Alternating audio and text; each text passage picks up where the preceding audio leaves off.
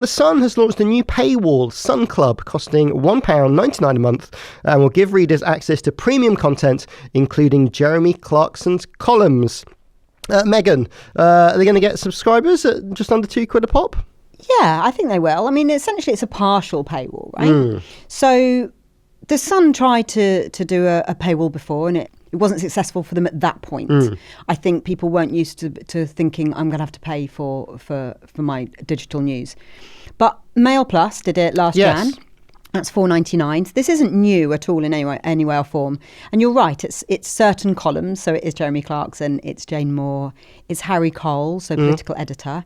The offers that they have, so the very successful £9.50 holidays that exists, that's always been with the Sun, will now sit behind. So it's sort of the things that make people buy the newspaper, they're sort of rolling into making them buy the digital newspaper. And it's and I think it's good how they're calling it the club. Like, I get what they're doing there.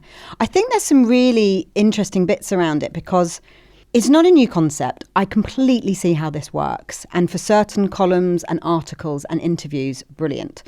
But I do see a slight problem that they might come into, which is at the weekend, for example, on the cover of Fabulous magazine that comes with the Sun on Sunday, Kelsey Parker did an interview about her. She was cover star about her pregnancy.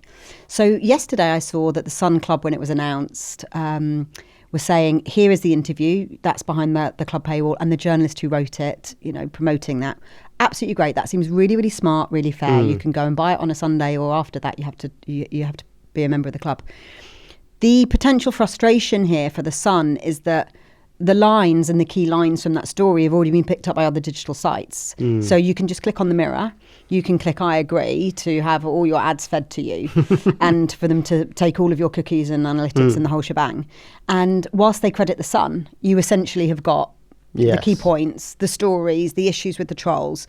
So I guess the question is, are readers going to be satisfied with that top line version and get all they need, or are they going to be more inclined to go and pay for that in-depth interview? I guess only time will tell on that. Do you think about whether it's free or paywall when you've got a certain amount of time with a celebrity and you've got to choose which title gets them? Do you think about we won't get the distribution because it's not free to air? Yeah, you do. And sometimes when you're discussing a potential big interview or feature, you have the conversation up front and say, can we do this and remove the paywall? And that will be part of the conversation at the beginning. Or it'll be like, no, this will be behind paywall. Adam, do you think we've reached subscription a limit to how much money we're paying, or just everyone used to it now and it's like, hey, I've got to stump up? I think what's interesting is, first of all, the price point, $1.99. I hadn't really clicked until I actually checked. Actually, someone was literally a machine next to me in a supermarket buying the Sun. It was £1.10. So that's the cover price today of a regular Monday to Friday copy of it. And that's at the cheap end. I think the Mirror's about $1.70. What we're really talking about is a price that's a little under 2 copies of the Sun. So in that respect, it's a bit of a bargain, really, in terms of compared to the paper product. I think it's who the audience is today, and I'd be interested to know what the analytics are. People who visit the Sun's website, are they more in line with the paper? Obviously, the Sun doesn't publish ABCs any longer, so really unclear probably how many papers they're necessarily putting out. I'm sure advertisers maybe know that, but and more to the point, what the demographics are and what the Sun brand means today, because my suspicion is it's getting older, and so you're talking about an audience who maybe they've decided that once their weekly paper round bill comes in, it's sort of north of 10-15 quid or whatever it comes to now. Maybe they're cancelling it, and so can we retain some of those people for £2 a month? And that might be the sort of the maths that's going on in the background.